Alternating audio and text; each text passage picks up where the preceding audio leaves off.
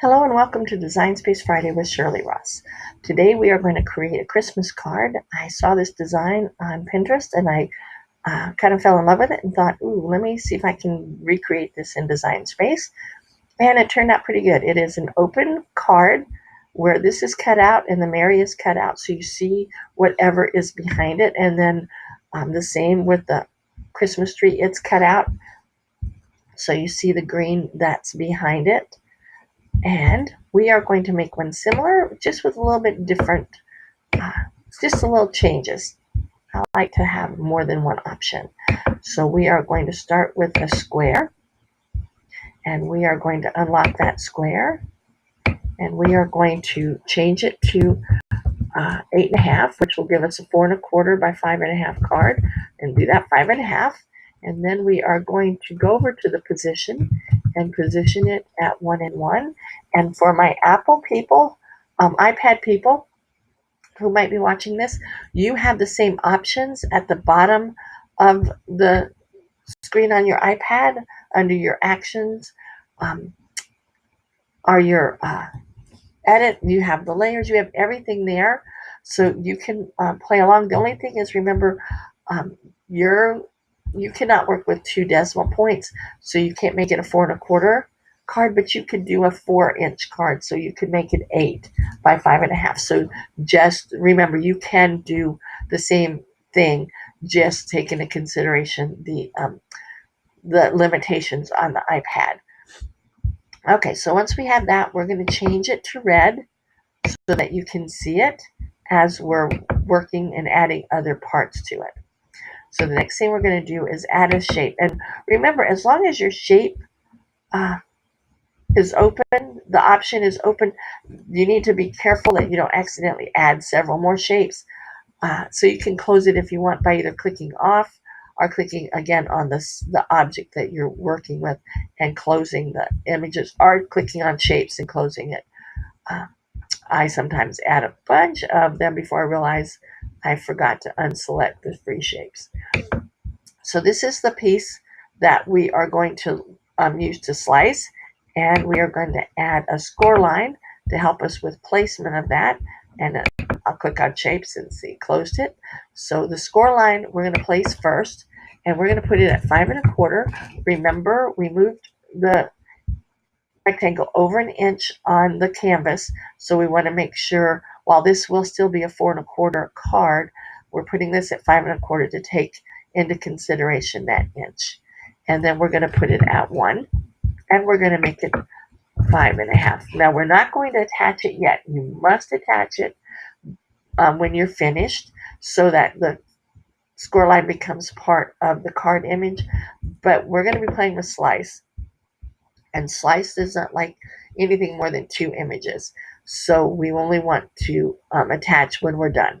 So we're going to take our rectangle, our square, we're going to make it a rectangle by unlocking first, and we're going to make it not as wide. I want about 1/4 of an inch on each side, so that means we're going to want to put the piece in the center at that 1/4 of an inch spot, and we want to only make it, I believe that's going to be 3 3/4, so 3.75. And this time I want it kind of a little bit smaller than the other opening. So then we are going to position it at 5.5 and 3.5, and that's going to put it not necessarily in the center, a little bit low, but it does center it between that 4.25 card front with 1/4 of an inch on each side. That just gives you a nice fold line here. So now we're going to add our text. Oh, no, now we're going to slice. Sorry, almost forgot. So I've selected the part we're going to slice. Now I want to select just the card base. So I'm holding my shift key and clicking with my left mouse button. And now you see I only have those 2 items. And I'm going to slice. And now we'll delete out the part we sliced. And then we are going to arrange the card to the back so you can still see the score line. And still we don't want to attach because we have one more thing we want to slice out. But we're going to first start with the word we're going to put in the center. And this time I'm going to do it a little bit different. We're going to do Happy Holidays. We're going to do it in all caps. Now, discus is what we're going to use for the second part. What I want now is kind of a thick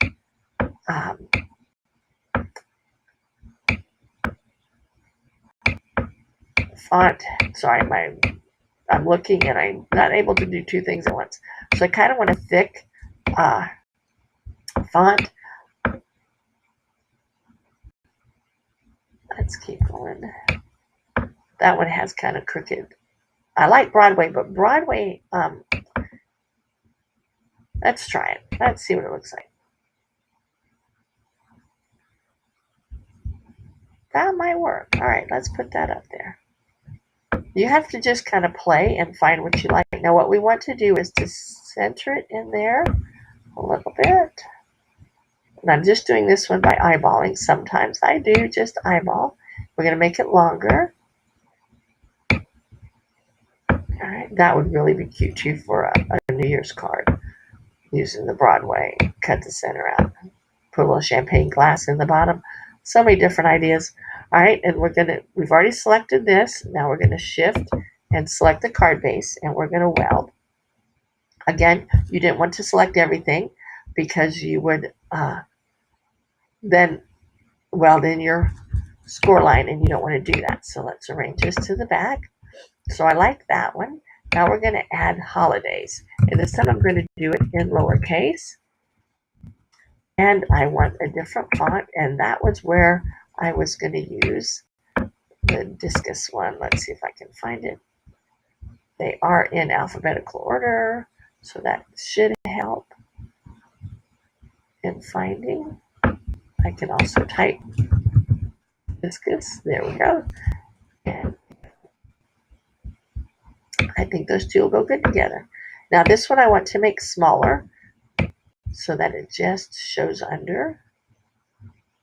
All right. I think that looks good. So now we'll select the text, we'll hold the shift key and click on the card base, and we're going to slice. This is the last time we're going to slice for this one.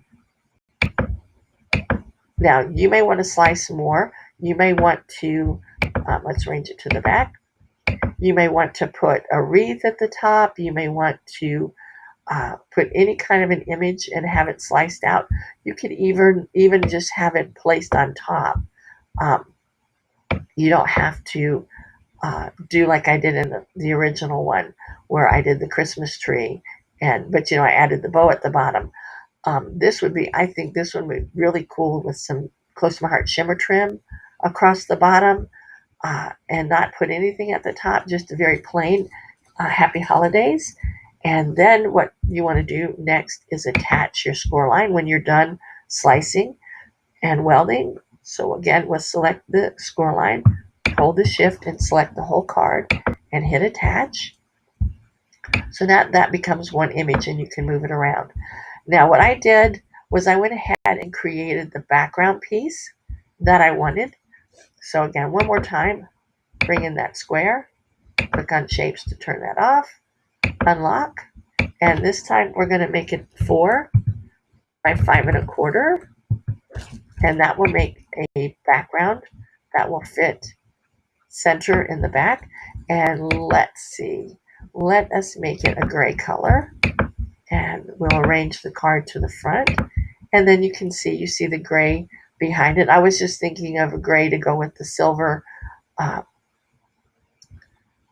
glitter shimmer trim, but you can actually put glitter paper behind it, whatever you want to put back there, and then you can stamp your sentiment up here where it won't be seen through the opening. There's just so many different options that you can do with this kind of a card. I hope you enjoyed it, and I hope that you create something soon with it. Thank you and enjoy.